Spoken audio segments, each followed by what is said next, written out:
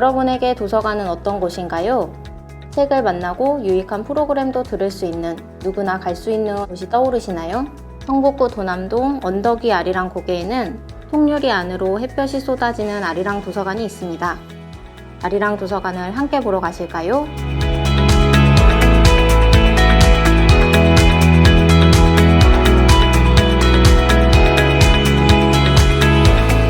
안녕하세요. 저는 이주식, 유시연, 진근탑, 김효진입니다. 저희는 성대학교 문헌정보학과 학생들인데요. 저희가 사설을 준비하는 학생이다 보니 아리랑 도서관 곳곳이 어떤 모습인지, 또 어떤 서비스를 제공하고 있는지에 대해서 시설도 견학하고 도서관 이용도 해보려고 해요.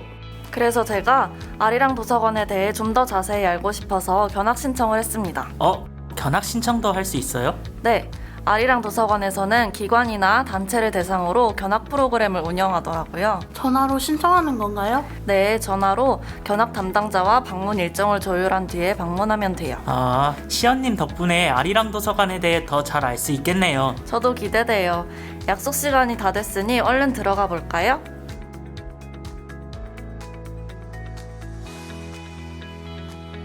안녕하세요. 체온 체크할게요. 정승입니다. QR코드랑 수기 방문 중에 어떤 걸로 하시겠어요? 저는 QR코드로 할게요.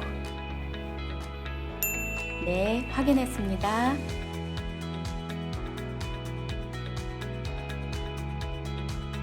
안녕하세요. 오늘 견학 신청한 유시연이라고 합니다. 네, 안녕하세요. 잠시만요. 원희쌤. 안녕하세요. 유시연님이세요? 네, 저는 아리랑 도서관에서 견학 프로그램을 담당하고 있는 사서 김원희입니다. 저희들이 오늘 아리랑 도서관에 온 게 처음이어서요. 네, 그렇다면 아리랑 도서관에 대해 간략하게 소개해 드릴게요. 이쪽으로 오실까요?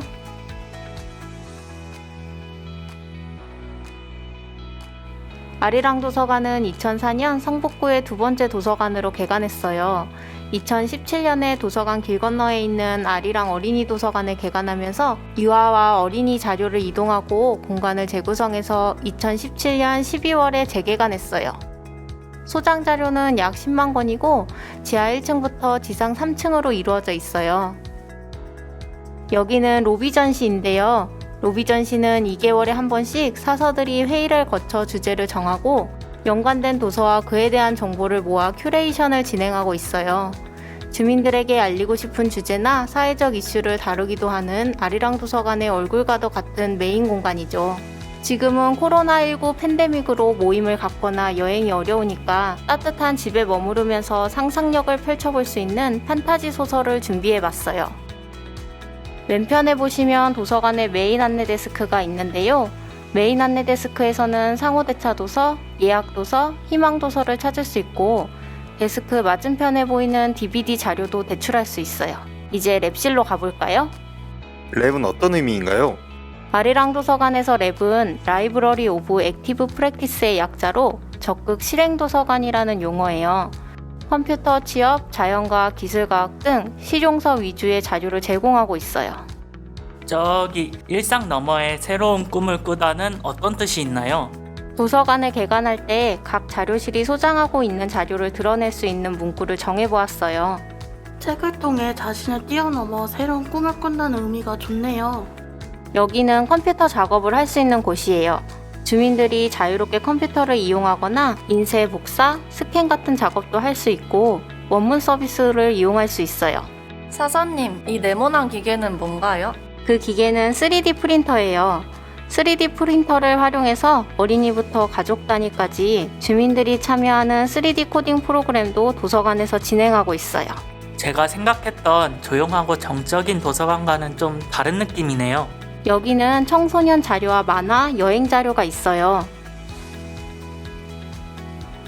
와, 바닥도 따뜻한 게 누워서 책을 읽어도 되겠어요. 네, 편안한 분위기에서 열람할 수 있도록 온돌로 만든 거기도 해요. 이제 2층으로 올라갈까요?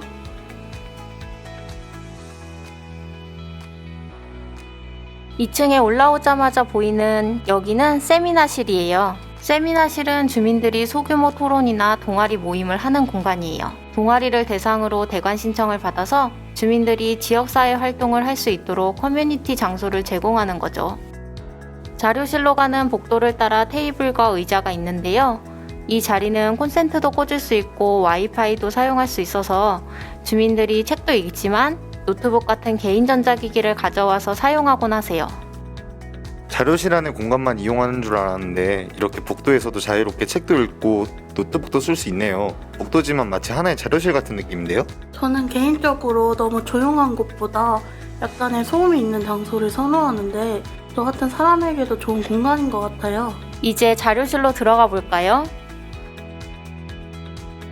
2층 자료실은 아리랑 도서관에서도 가장 넓고 자료수가 많은 곳이에요. 문학을 중심으로 예술과 철학, 종교 관련 자료가 비치되어 있답니다. 자료실 문구도 그에 걸맞게 삶이 머무는 탐독의 시간으로 정해보았어요. 자료실에 들어오니 전시 공간이 가장 눈에 띄죠? 로비 전시도 있지만 층별 자료실마다 소장 자료와 관련된 주제 도서 전시를 진행하고 있어요. 이번 주제는 별 해는 밤이네요. 잠과 꿈, 휴식과 관련된 책들인가 봐요. 자기 전에 읽기 좋겠어요.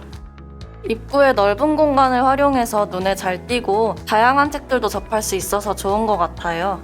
왼편에는 시서가인데요. 우리가 다른 책에 비해 시를 잘 읽지 않잖아요. 그래서 시에 대한 접근성을 높이기 위해 한쪽 공간을 모두 시서가로 구성했어요. 안쪽 서가에 큰 글자 도서와 원서도 있어요.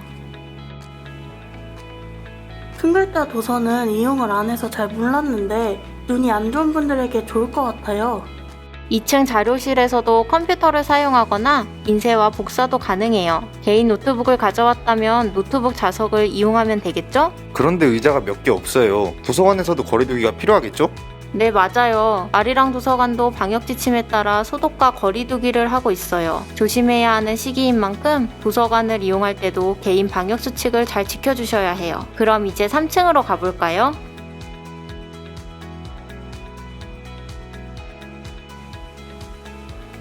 여기 계단에서는 특별 전시를 진행하고 있어요.